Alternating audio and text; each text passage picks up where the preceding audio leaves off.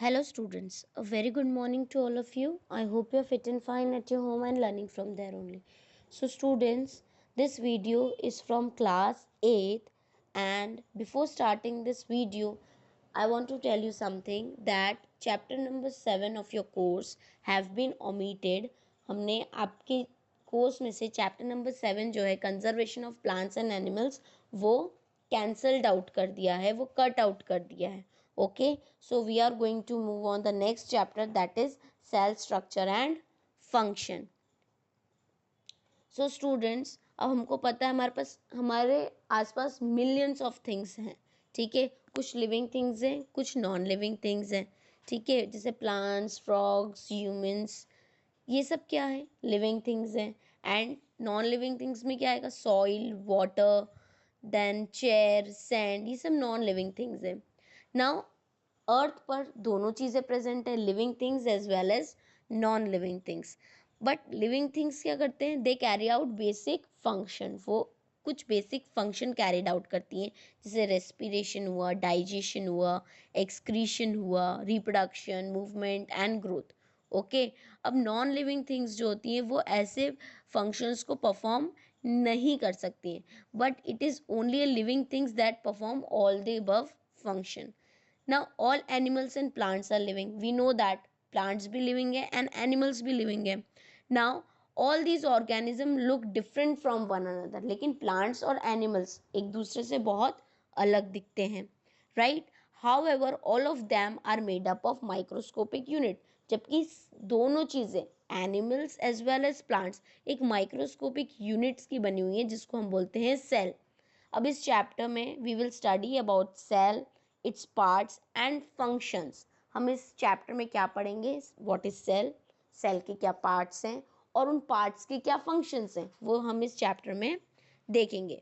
So the first topic that comes is discovery and history of the cell. ठीक है, cell की क्या discovery, कैसे डिस्कवरी हुई, उसकी क्या हिस्ट्री है. Okay students, so an English scientist Robert Hooke, एक साइंटिस्ट थे जिनका नाम था रॉबर्ट हुक, उन्होंने डिस्कवर किया सेल इन 1665. ठीक है, अब कैसे डिस्कवर किया, एक वो बहुत इंटरेस्टिंग स्टोरी है. ही ऑब्जर्व स्लाइसेस ऑफ कॉक under his self design crude microscope. उन्होंने क्या किया, जो कॉर्क होता है, प्लांट का जो कॉर्क होता है उसकी स्लाइस को उन्होंने उनके खुद के डिज़ाइन करे हुए क्रूड माइक्रोस्कोप के अंडर में देखा.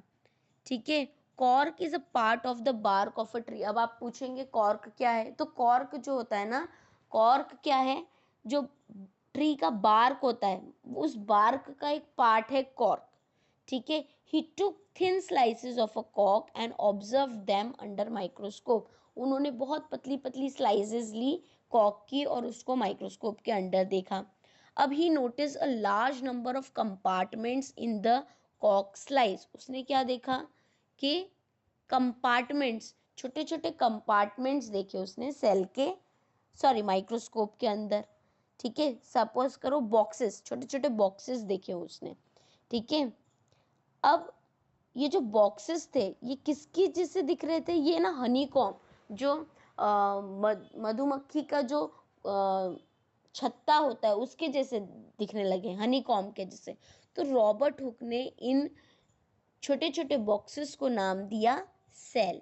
ओके, लेटिन में सेल का मतलब होता है small rooms, little rooms. Robert Hooke had actually seen the dead walls of the plant cell. But Robert Hooke ने क्या देखा था, डेड सेल्स देखे थे.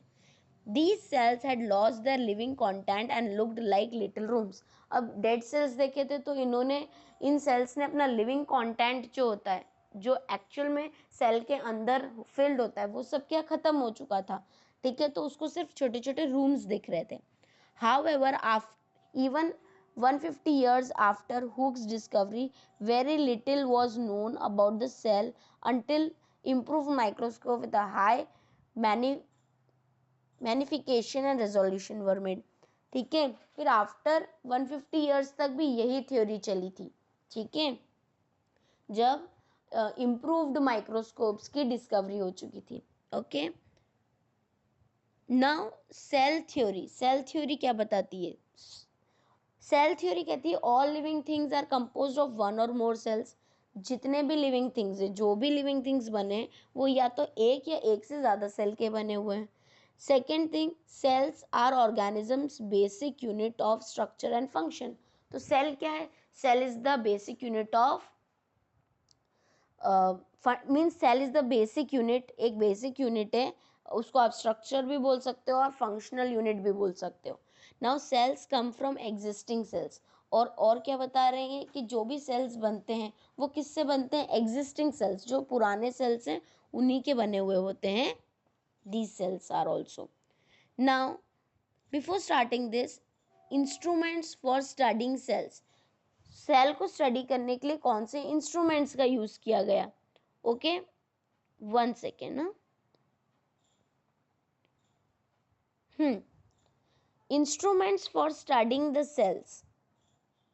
सेल्स आर, हमको पता है सेल क्या है, माइक्रोस्कोपिक यूनिट है, ठीक है, and can not be seen bye naked eyes. इतनी छोटी है कि आप अपने आंखों से उसको नहीं देख सकते हो। You always need something from which you can see it. Now today we know a lot about structure and function of cell. आज को हमको पता है कि स्ट्रक्चर क्या है, फंक्शन क्या है सेल के, क्योंकि हमारे पास इम्प्रूव्ड माइक्रोस्कोप है जिसका हाई मैग्निफिकेशन है, ठीक है ना। Compound microscope is commonly use in the science laboratory to observe tiny objects. क्या यूज होता है? कंपाउंड माइक्रोस्कोप यूज होता है, जिस it uses glass lenses and visible light for observation, ठीक है। Magnification power of a compound microscope ranges from 100 to 1500 times. Electron microscope क्या है? इलेक्ट्रॉन माइक्रोस्कोप बहुत लार्ज इंस्ट्रूमेंट है जो इंटरनल पार्ट्स मतलब ऑर्गेनल्स देखने के काम आता है। इट यूजेस, क्या यूज करता है? इलेक्ट्रोमैग्नेट्स यूज करता है instead of glass lenses and beam of electron instead of light for observation. The highly magnified image is obtained on a photographic film और स्क्रीन। ये जो इलेक्ट्रॉन माइक्रोस्कोप है students, इसको जब हम यूज़ करते हैं तो इमेज जो है ये किस पे मिलती है? हाईली मैग्नीफाइड, मतलब बहुत ज़्यादा जूम्ड इमेज मिलेगी और एक फोटोग्राफिक फिल्म या स्क्रीन के ऊपर आपको देखने को मिलेगी। मैग्निफिकेशन पावर जो होता है इलेक्ट्रॉन माइक्रोस्कोप का वो कुछ होता है 1 लाख से 5 लाख टाइम्स। ओके, अब हम स्टेनिंग के बारे में अगर हम पढ़ते हैं तो स्टेनिंग क्या है? Colour, colouring. आप यूजुअली कलरिंग करते हो, तो कलरिंग क्यों करते हो? ताकि आप किसी भी चीज़ को देख सको, राइट। सेल्स जो होते हैं वो कलरलेस होते हैं, ट्रांसपेरेंट होते हैं, ठीक है। सो हम उसको माइक्रोस्कोप के अंदर देखेंगे तो हम आइडेंटिफाई नहीं कर पाएंगे कि हमें क्या देखना है। तो टू ऑब्जर्व द डिटेल्स, हमें अगर ऑब्जर्व करनी है सेल की डिटेल्स या उसके इंटरनल स्ट्रक्चर के बारे में, तो हमें स्टेन्स यानी डाइस का यूज़ करना पड़ता है, ठीक है। जो कॉमनली यूज्ड स्टेन्स होते हैं वो होते हैं सैफ्रनिन, इओसिन, मिथिलिन ब्लू और क्रिस्टल वायलेट, ठीक है। अब हम यूनिसेलुलर और मल्टीसेलुलर ऑर्गेनिजम्स के बारे में अगर बात करें तो ऑर्गेनिजम्स जो होते हैं वो या तो एक सेल के बने होते हैं या एक से ज़्यादा सेल्स के बने होते हैं। तो ऐसे ऑर्गेनिज्म जो सिर्फ सिंगल सेल के बने हुए होते हैं उनको हम बोलते हैं यूनिसेलुलर ऑर्गेनिजम्स, जैसे amoeba, paramecium, euglena, bacteria, yeast. ये सब क्या है? यूनिसेलुलर ऑर्गेनिज्म है। मतलब a single cell of these organisms behaves like a complete organism. एक सेल जो होता है ये पूरे ऑर्गेनिज्म की तरह बिहेव करता है। All the basic function of the living beings like digestion, respiration, excretion and reproduction are perform by a single cell.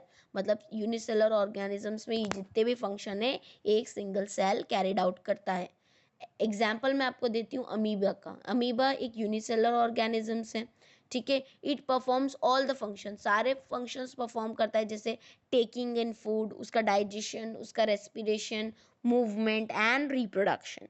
दूसरी तरफ अगर हम चलते हैं तो मल्टी सेलुलर ऑर्गेनिज्म हमको देखने को मिलते हैं। मल्टी सेलुलर ऑर्गेनिज्म जो बहुत सारे सेल्स के बने हुए होते हैं, ठीक है, एक से ज़्यादा सेल्स के बने हुए होते हैं। मोस्ट ऑफ द प्लांट्स और एनिमल्स जो हम अपने आसपास देखते हैं वो सारे मल्टी सेलुलर ऑर्गेनिजम्स हैं, जैसे trees, grass, insects, cows, birds, humans. ये एग्जाम्पल्स हैं मल्टी सेलुलर ऑर्गेनिजम्स के। अब जितने भी मल्टी सेलुलर ऑर्गेनिजम्स हैं दे बिगिन देयर लाइफ अपनी life as single cell start करते हैं, जिसको हम बोलते हैं फर्टिलाइज्ड एग या जाइगोट। ठीक है, जब भी when the egg get fertilized वो मल्टीप्लाई होना स्टार्ट करता है, मतलब उसके नंबर ऑफ सेल्स जो होते हैं वो इंक्रीज होने लगते हैं जैसे जैसे डेवलपमेंट आगे होता है। अब all the multicellular organism including human beings show division of labours. Division of labours का मतलब क्या है कि हर एक सेल अलग अलग फंक्शन परफॉर्म करता है। मैंने आपको यूनिसेलुलर में क्या बताया, एक ही सेल सारे फंक्शन परफॉर्म करेगा, लेकिन मल्टी सेलुलर में क्या है, अलग अलग सेल्स अलग अलग फंक्शन को परफॉर्म करेंगे। ठीक है, it means different parts of the multi cellular organisms perform different function. For example human body में स्टमक होती है, स्टमक का काम क्या होता है, फूड को डाइजेस्ट करना। हार्ट का काम होता है ब्लड को पंप करना। बोन्स और मसल्स का काम होता है मूवमेंट करना। ठीक है, तो हर एक पार्ट का अलग फंक्शन है। ओके स्टूडेंट्स, अब हम लेवल ऑफ ऑर्गेनाइजेशन पढ़ेंगे। लेवल ऑफ ऑर्गेनाइजेशन में क्या है, फ्रॉम सेल टू ऑर्गेनिजम्स। ठीक है, सेल से ऑर्गेनिजम्स कैसे बनते हैं। Okay, in multicellular organism cell represent the lowest level of organization. अगर हम मल्टीसेलुलर की बात करें, मल्टीसेलुलर ऑर्गेनिजम्स की बात करते हैं, तो सेल जो होता है वो लोवेस्ट लेवल पे होता है ऑर्गेनाइजेशन के। ठीक है, group of similar cells. Cell आपको पता है, cell is the basic unit of life. अब बहुत सारे ग्रुप ऑफ सेल्स मिल जाएंगे तो वो क्या बनाएंगे, टिश्यूज बनाएंगे। ठीक है, तो group of similar cells performing specific function join together to form tissues. ठीक है, एक सेल है, ठीक है, एक सेल में से बहुत सारे सेल्स बने। अब बहुत सारे सेल्स सपोज करो एक ही फंक्शन परफॉर्म कर रहे हैं, फॉर एग्जांपल डाइजेशन। ठीक है, तो वो सब ज्वाइन हो जाएंगे और क्या बना लेंगे, टिश्यूज बना लेंगे। एग्जाम्पल आपको मैं देती हूँ, all skin lining are perform by epithelial tissues. जो हमारी स्किन की लाइनिंग होती है उसमें कौन से टिश्यूज होते हैं, इपिथेलियल टिश्यूज होते हैं। ठीक है, different tissues join together to form organ. अब बहुत सारे टिश्यूज अगर ज्वाइन हो जाएंगे एक साथ में तो वो क्या क्या बन जाएंगे, ऑर्गन।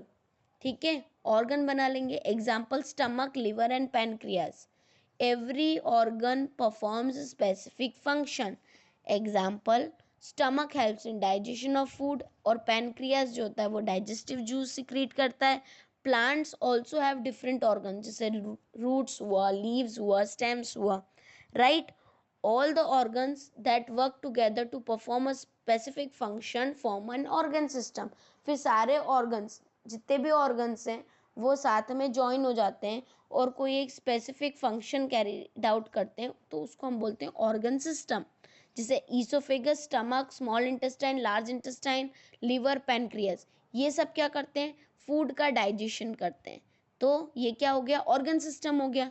अब रेस्पिरेटरी सिस्टम की अगर मैं बात करती हूँ तो लंग्स है, ट्रैकिया है, डायफ्राम है, ये सब ऑर्गन्स एक स्पेसिफिक फंक्शन मतलब रेस्पिरेशन कैरिड आउट कर रहे हैं, तो ये क्या हो गया, एक ऑर्गन सिस्टम हो गया।